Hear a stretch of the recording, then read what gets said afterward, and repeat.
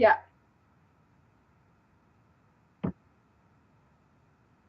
Yeah. So I'm gonna say this straight up. If you're sensitive, sorry, I'm trying to paint back on the wall. If you're sensitive to child molestation or rape or self harm or abuse of kids or anything to that effect, or spousal abuse, honestly, leave now. That's the only warning you're gonna get. Um, so yeah. Sorry, just so we're gonna we're gonna basically just shed a little bit of light on my past, which has finally like come to a close as of the past couple of days. Sorry, I was painting. Um, which is my biological father. So my biological father's name is Leslie Roger Green. He is a citizen of Canada and Ontario. He is currently out of jail, which is kind of alarming. And he is a convicted child molester as well as a convicted rapist. Now, I'm going to preface this. I have no idea if I was ever assaulted by him because I have something called disassociation as well as PTSD. So there's not a lot I can remember or recall off the top of my head because my body forces me to shut down and won't let me remember pretty much all of my childhood. The earliest memory I can recall on command is when I was 17 years old, which is pretty messed up if you think about it in the long run. Most people like, hey, when was your earliest memory? I was 17.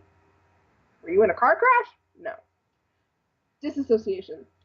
So, before we get into what happened over the past couple of days, so my father, when I was a kid, was already a horrible person. He liked to abuse my mom, my sister, and myself, like physically, mentally, emotionally.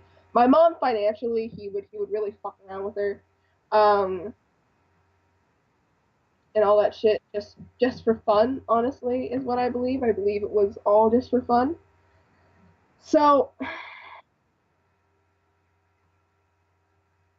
so basically, I'm 3 years younger than my sister. My sister is 24 and I'm 21. My sister's only my half sister. I only have half siblings and one step sibling. So it wasn't actually his kid he was assaulting, but my sister, from the time she was pretty much born, like around like 1 or 2 years old, the really fucked up thing, which I'm gonna get to, like I'll get to the rest in a second, but the really fucked up thing is my mother, before she was pregnant, right around the time she would have got pregnant with me, caught my father assaulting my 2 year old sister, looked at him and basically said, if you ever do that again, I'm gonna fucking leave, and walked away from the situation. She is admitted to this. She didn't admit it to my sister. I ended up telling my sister, but she told my grandmother, and she told my stepdad this, and I will honestly never forgive her for it because who lets that slide by when someone's two? Like, you don't accidentally assault a 2 year old. You don't forgive someone for that. But I digress. So from the time that she was around 2 years old to the time that I was 7, so she would have been, I count on my fingers, she would have been around 10, turning 11. I was 7, turning 8. He assaulted her on a regular basis from the time she was 2 to the time she was 10 on a regular basis. And she was terrified of him, actually, from what I can recall in my childhood, despite the fact that I was a daddy's girl, quote unquote. Like, he would fucking hand me the world. Like I was the center of attention, which honestly fucked me up for the longest time. I was the center of attention. Everything was like pushed on me. He would literally parade me around for some fucking reason. Like we would go to like his mom's house and I'd be on his lap the entire time while my sister and my mom were forced literally to go sit at an entirely different table. And to me this was just kind of normal, but that's because his family is incredibly racist. His mom hates me. Well, she's dead now, but his mom absolutely hated me. She literally called me a cunt in Cayugan when I was a very small child. And she said it like it was something happy. My mom looked at her and she snapped because my mom knew what it meant.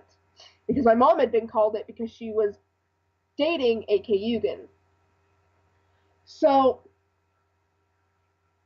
they used to like literally push my sister and my mom off to the side. The only reason they were there was because my father was with my mom and she was Livy. My sister is my sister. But it was literally a racial thing. They wouldn't let the white people sit with the natives, which I find really fucked up. So, so my father used to do that. He used to literally beat my sister and I with like a leather belt over nothing. He used to scream at us, and so did my mom. My mom's not guilt free of this. My mom and him used to scream at us until we were nothing but like puddles of just tears and like shaking. And please note, I was supposed to be his favorite, and he still treated me like this, which is what was really fucked up. But the reason I know I'm bouncing around a lot here, and that's because it's really hard to keep track of how everything went in order.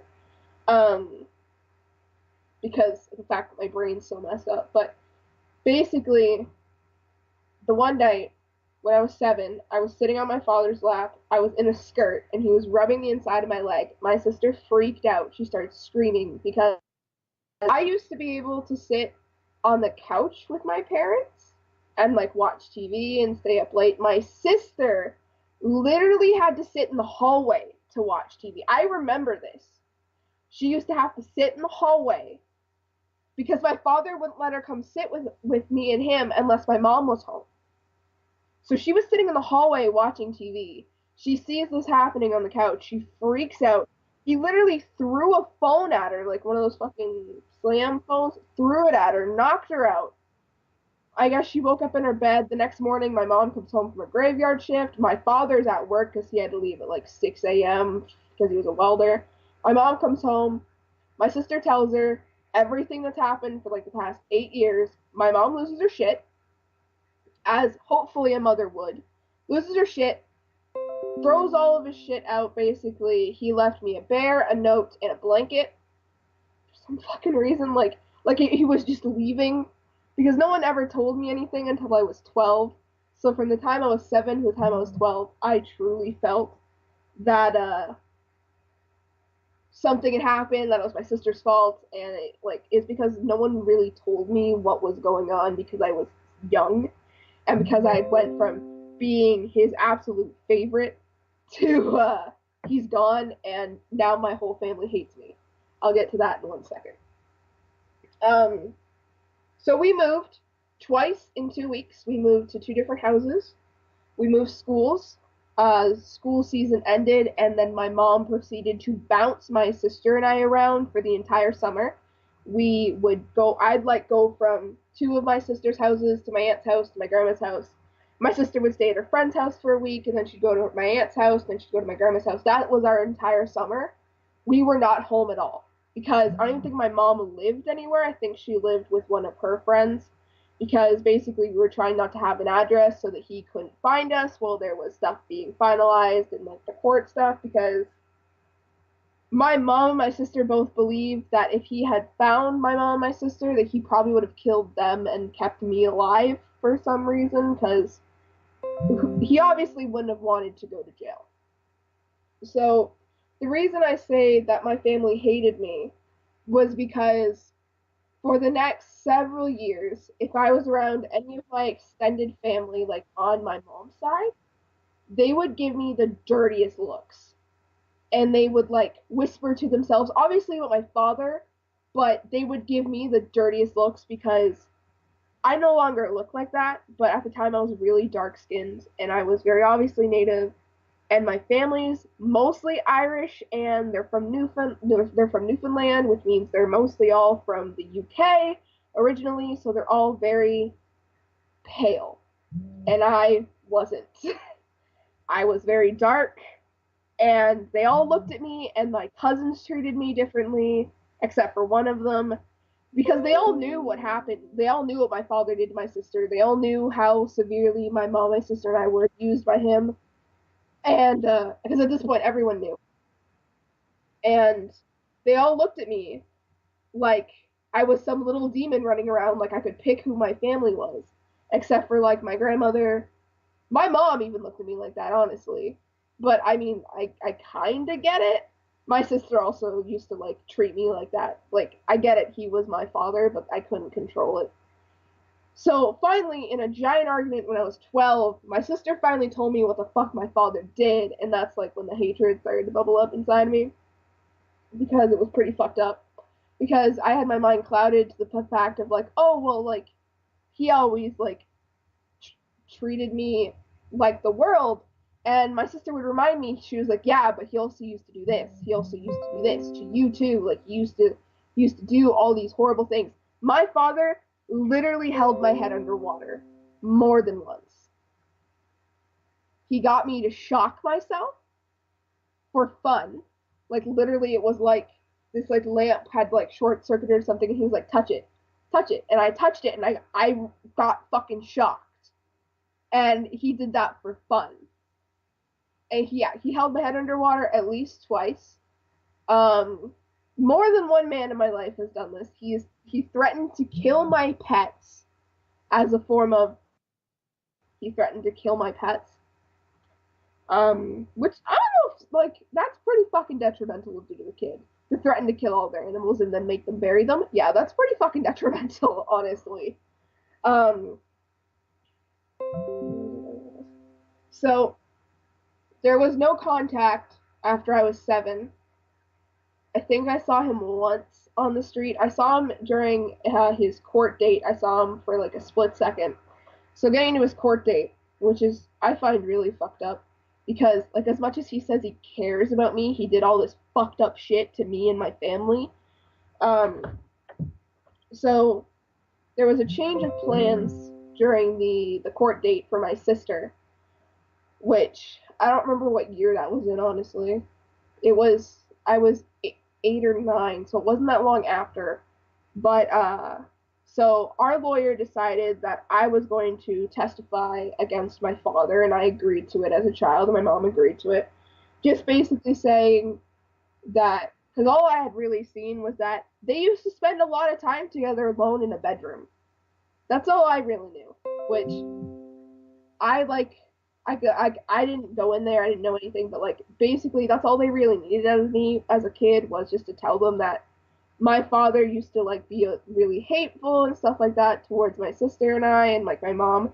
But he used to spend a lot of time with her alone in their bedroom watching TV, which is really fucked up if you think about it. Um, so um, sorry, I got a little bit off topic. So my lawyer or my mom and my sister's lawyer tells his lawyer that that's going to happen because that's just how court works. They communicate. They're going to be like, hey, this is going to happen. They tell the court that because I believe it's like the judge and the 2 lawyers in a room together and then they go off on their own or whatever. So my father finds out. We found this out from his lawyer because his lawyer was really pissed off about it. My father finds out I'm going to testify against him, and his lawyer tells him that's not going to change anything. Just stick with whatever plan they have. And I never even made it into the courtroom because they had my sister and I in a waiting room, and they had my mom in the courtroom first. And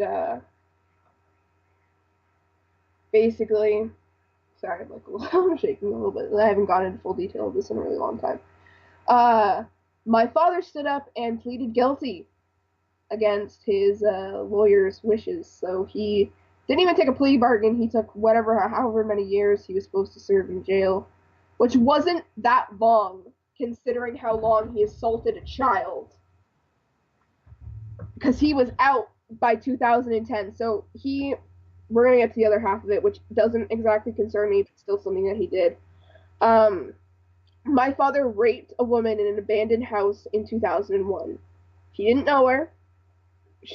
I'm pretty sure she was either homeless or like she was like drunk or something like that. She was in an abandoned house for some reason. He raped her. Now, he was still with my mom at this point. So he raped this woman in 2001. She went to the police department, whatever. Very shortly after that, I don't remember when, because I can't remember. He was charged with child molestation and all that fun stuff. Went to jail for a little while, got out of jail, was on parole. Finally got charged with this rape in 2010, and then went to jail for 4.34 years. So not very long either for rape, which is pretty fucked up because he's out now. He's absolutely out of jail. Like, it's 2017, he's out of jail. He went to jail in 2010. So I started thinking, like, I constantly try to find him, but not for like the reasons that people might think. I always want to know where he is because I want to be as far away from him as possible. I don't want to be working one day and have him walk in, because that will, honestly, I will lose my fucking shit. He makes me incredibly angry, and I don't think I'd ever be able to control my temper if I were to actually see him face to face. So I often talk to my sister Mandy about this because she won't immediately freak out. If I ask my mom something, she'll freak out. If I ask my sister Sarah, they will immediately fly off the handle and be like, "Why are you trying to find this person?" Because they're worried I'm gonna go basically back to my father and with open arms, and then I'll be put in a very dangerous situation. I'm not stupid. I'm not blinded by emotion. I understand that he's a monster. So I contacted my sister not that long ago, a couple days ago, and I was trying to find where he is. And she obviously asked why. I'm gonna go up to the conversation and read some of it. It's kind of relevant. So, sorry, there's a lot of screenshots. Ah, so, I said not to be alarming, but why is it the only thing I could find in our sperm donor is a newspaper article about a woman he raped in 2001? I couldn't find anything. I couldn't find anything about the case of my sister because my sister was underage. I couldn't find any public police files because they're not public, because of the nature of his offenses. I couldn't find anything in Yellow Pages because he's not connected to anything because he's a registered sex offender. And she said, "You're looking for him?" And I said, "Yeah, I was looking for info." So she told me roughly where she thinks he would be. She gave me my grandmother's, I put that in quotation because I fucking hated the bitch, obituary, which, whatever. Because if I could find her, I could probably find him. She gave me my grandfather's obituary. He's actually a really good man, and my grandmother treated him like fucking shit, and it pisses me off. Um, sorry, I'm scrolling. She, my sister tells me that I have a brother because we were talking and about how I wanted to contact him because I wanted to see. The reason I wanted to contact him was I wanted to have a phone conversation, basically asking for information on whether or not he had assaulted me, which I realized later he probably wasn't going to give me. And she had sent me, "I have a question, but I don't think he'll ever answer it." And I said, "What is it? If I get him talking, I'll find out what, like, if I know anything." And she told me that we have a brother that I did not know existed, and that I guess she only found out by accident existed. She doesn't know his name. She doesn't know his birth date. She doesn't even know his mom's last name. So he's basically impossible to find, which is really frustrating because, like, we're typically family oriented. And I guess his mom, when she right after she had him, like, moved really far away and never bothered to look back. And yeah, she was telling me everything about how everything was a secret. So that is completely true. My father absolutely loves keeping secrets. For instance, he kept me a secret for a really long time. My my sister went to go visit our grandfather 2 days before he died, and she was having a conversation with him. And at this point, she had her child named Aaliyah, and my grandfather asked her how. Ooh, I want to say my real name. Fuck it.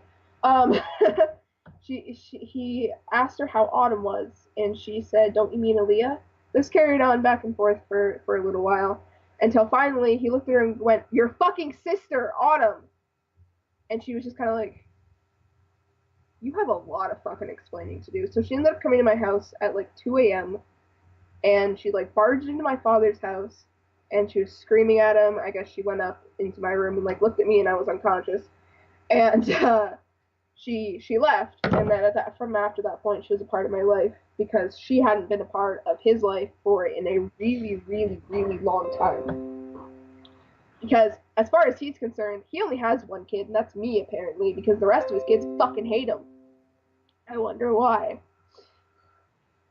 So I got his phone number, and I started talking to him, and he starts fucking attempting to manipulate me and telling me that I'm the best thing that ever happened to him, and not a day went by that he didn't like think about me or whatever, and that I'm the only thing that made him not kill himself, basically.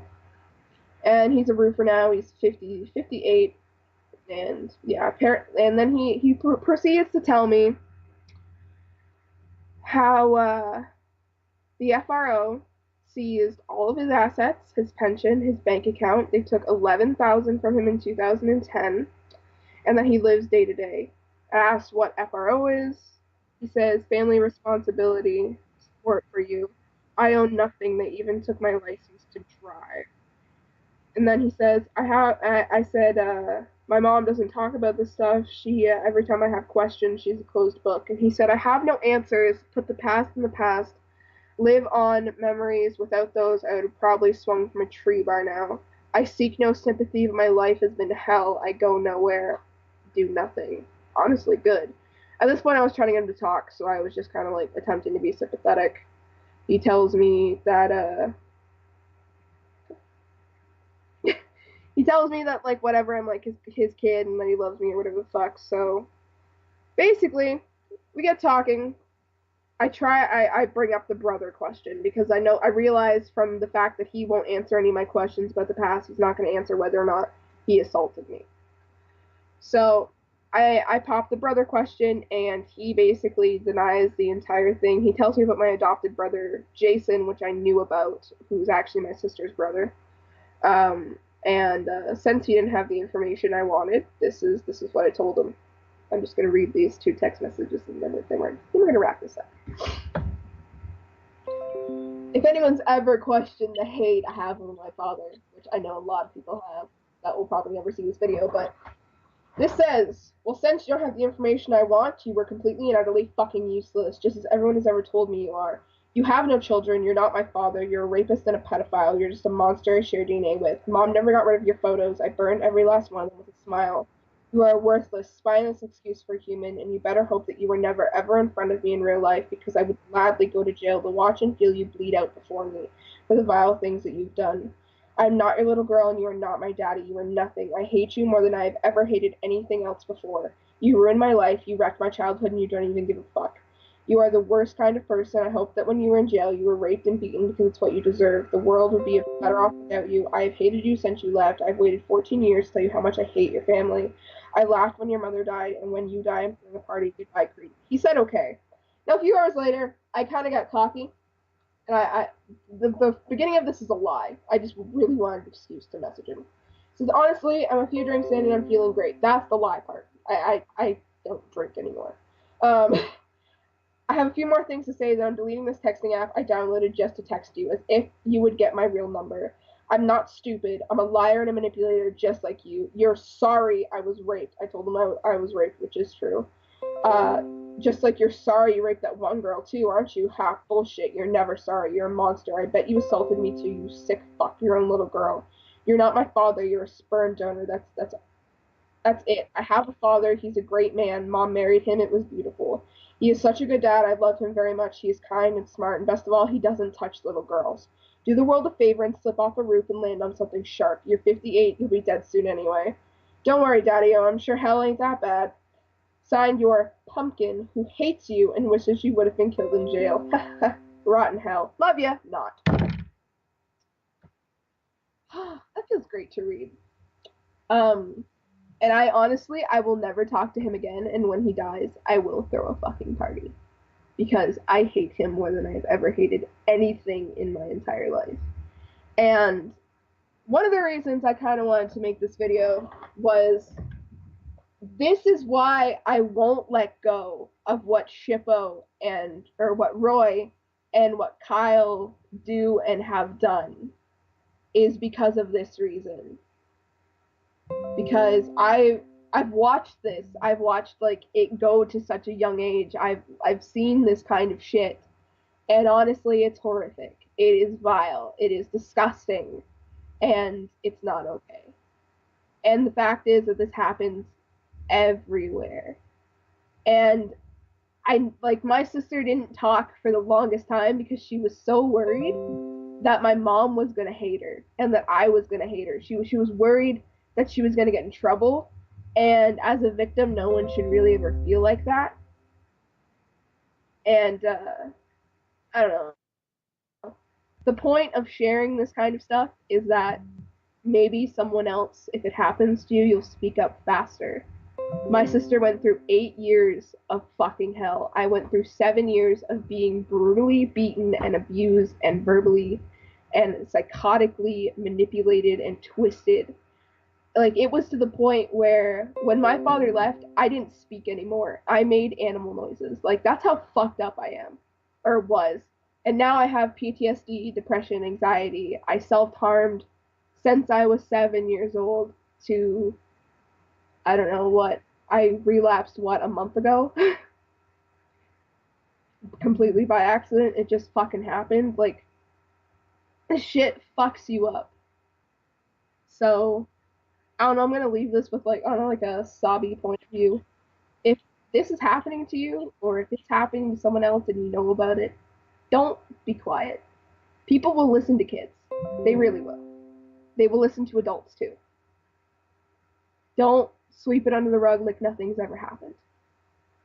You need to speak up because it's not going to get better, not by itself. People don't change. People that are that sick don't give a fuck about you. That got really heavy. Do you want to end this now?